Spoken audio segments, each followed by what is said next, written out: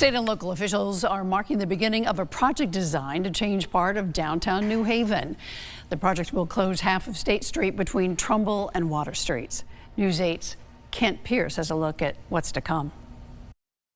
The work is underway. These sidewalk bump outs they're building on State Street are designed to slow down cars and make walking and biking safer. It's all part of what is called Downtown for All.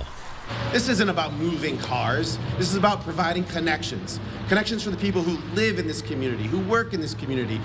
The next phase is to close half of State Street right through downtown. The west side of the street, the part at the top of the screen, will become one lane of traffic in each direction. The east half will become biking and walking lanes. And then the city will start developing the parking lots between the street and the train tracks.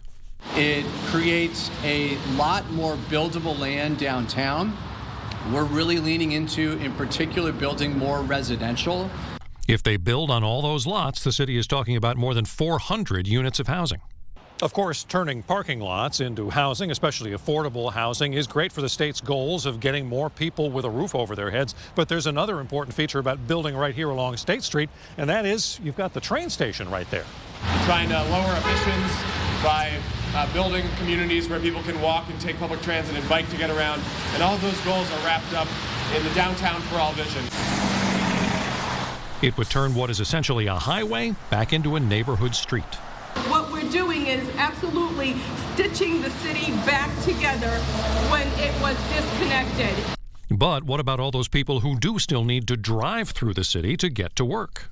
The focus of this project is on pedestrian movement downtown. That is our primary focus here. This project does include signal synchronization and coordination along the corridor to help move traffic efficiently.